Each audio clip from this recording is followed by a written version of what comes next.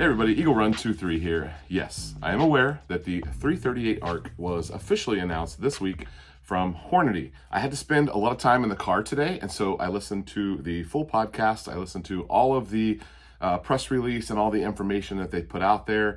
I think I've heard pretty much everything. Now, I was not planning on doing a video today, and so I'm not 100% sure the direction that this video is going to go. I imagine that once I've had some time to process, we can revisit some of this. So definitely leave your comments and your questions down below so I can comb through those and make sure that I'm going in the same direction that you're going.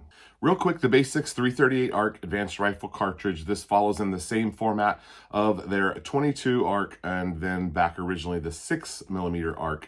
And it's kind of the next direction that I thought Hornady was going to go. Now, I was told that they were not going this direction. I also believe that I was told that the 338 ARC was a large size bullet that would fit into an AR-10 or a larger action, not the mini actions, or a small frame like an AR-15. So I believe that I originally thought that the 338 ARC was a 308 size case, maybe even a parent case of a 308, kind of like the 8.6 Blackout, with the main differences being that Hornady wanted a slower twist rate than what the inventor Q has designed the 8.6 for. Now, we're not going to go too far into the whole 8.6 thing. I'm not even going to go into the 338 Spectre, which is a direct competitor of this. I don't really believe that the 8.6 Blackout is really a competitor of this. They're the same but different, if you know what I mean. Anytime a new caliber is announced, there's basically two crowds of people. The people who are saying, yes, early adopters, yes, I'm going to be looking to build a gun or reload for this caliber. Then the other group of people feel threatened that this new caliber is going to take the place of their beloved caliber that it's in direct competition with. Now, I am trying to make sure that I'm not looking at this from a competitive to 8.6 Blackout. Yes, obviously we've done a ton of content on that, and I have several guns built in that caliber, and a whole bunch of stuff is going in that direction. And some would say that this may upset that apple cart a little bit. And while I agree, the subsonic thing that this is shooting for is a growing market, we'll say. One of the things that the 8.6 Blackout did for the subsonic community was it pushed bullet technology to places that it needed to go and that it had never gone to before. And that push, to be honest, was a little painful. You've got only a handful of bullet options for the 8.6 due to the twist rate, and also due to the need of the specific metal needed to make bullets that can withstand that much twist. The lead bullets will just spin apart and you'll ruin all sorts of stuff. Then the technology of getting the bullet to do what it's intended to do. In the stuff that Hornady put out today, they acted as if the market hadn't responded to the problems that 8.6 Blackout presents to modern technology and bullets. I disagree with that because I know firsthand from several ammo manufacturers as well as bullet manufacturers, people who are designing these projectiles. We have 100% as a market, I have seen that market 100% respond to the demands and challenges that that bullet presented. Now, given that the 8.6 ARC is coming along behind that, and there's obviously more technology available, and we've pushed these bullets to new places, this 307 grain sub X bullet that Hornady's going to load, they're going to have one sub and one super option. The 307 grain sub, you can look at what those are designed like. It will follow the design, I imagine, of the sub X line that Hornady already offers. And you'll see that Hornady has also followed suit with what the rest of the market has been doing with 8.6 Blackout. It's almost as if it kind of paved the way for this caliber, for this bullet to hit mainstream. Now, I am a 1 in 3 twist rate fan. My 338 Spectre is a 1 in 5, and I also have an 8.6 Blackout that's a 1 in 5, just so I could say I have them all. And the 338 ARC is going to be a 1 in 8 twist barrel. So they're not really using the twist to do anything downrange other than just use a twist to stabilize a bullet. Now that 1 in 8 is a very safe twist, so it's just going to stabilize the bullet and let the bullet do what it's supposed to do at that distance.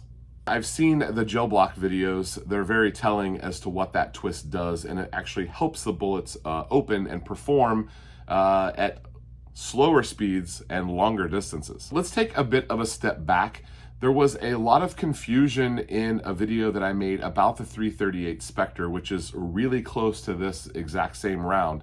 This 338 Spectre video has millions of views, and there's a lot of people in the comments that just simply don't understand subsonic hunting. A lot of people asking just simply why? Why would I stuff a giant bullet into a small case? There's a simple answer to that. Subsonic has a speed limit, thus the name subsonic. We have to be below the sonic sound barrier, and my elevation, that's about 1040, 1035 feet per second. Generally speaking, most manufacturers are shooting for a 1050 range. Just depends on your distance from sea level as to what your sound is in your area. Some of the subsonic bullets that we've been testing, I've seen down into the low 900s, 900 feet per second, and that's where they found an accuracy node. Now, if you're a reloader, you can work that up and down and try to find out where your individual gun and barrel length have that harmony and make that node to where you get the right accuracy. If you can't rely on faster speed to impart energy on a target, the math community has made us a very simple formula for understanding this energy, and if you can't do it with velocity, you have to do it with mass. Mass being a big, heavy bullet. So you're looking for a sweet spot between getting the bullet to do what you want it to do, how big of a bullet you can go, how much case capacity is left in there to do the job of getting it to go where you need it to go. So a lot of things to play with there in order to come up with this new caliber.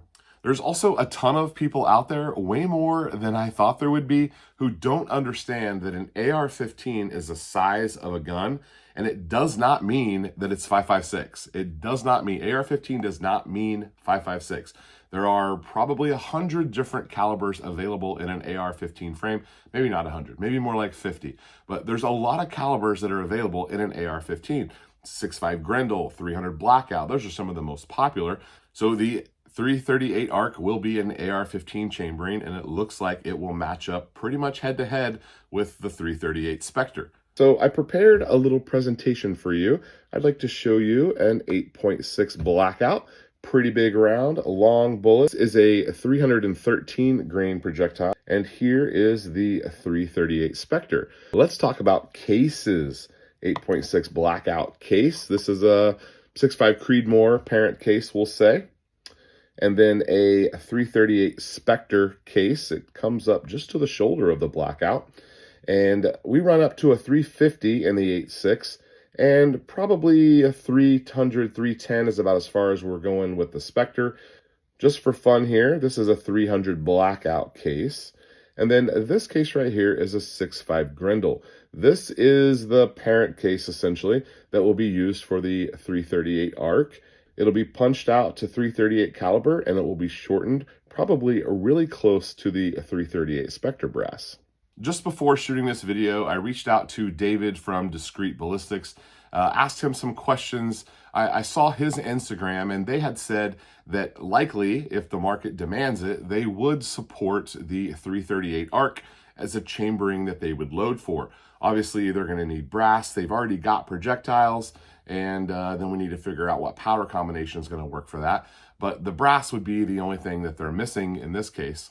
Talking to several other industry connections that I have, it sounds like with Hornady pushing on this, they're a big piece that moves. And so when they push on this, a lot of other things can kind of suck in and be around and be a part of that.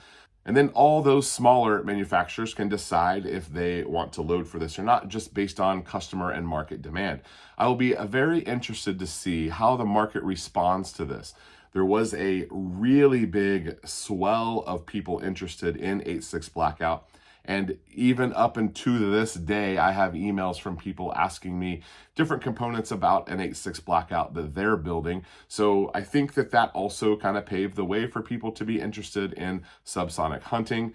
We're seeing lots of technology with the bullets. The suppressors are better. The prices have come down on suppressors as well. The tack stamp wait times are lower for SBRs and for suppressors.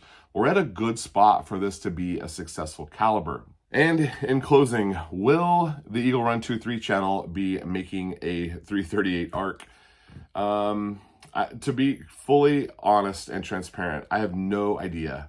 I don't have it on my list. I plan things out pretty far so that I can coordinate making videos with running my company. And right now I have things planned out pretty far in advance as far as the next couple of builds that are going. It looks like Faxon is saying that possibly by the end of the year, there'll be barrels on the market. So, I mean, we definitely have everything we need to make one short of a barrel. So we'll have to see. We'll have to see. Are you guys interested in 338 ARC? There was actually a couple of other nuggets that were released in this Hornady release. Most of the attention was on 338 ARC, but a couple of other things I found interesting that are coming out for Hornady, and a couple of other directions that could be interesting to us as well. So stay tuned. We'll figure it out together. Thanks, guys. We'll see you next time.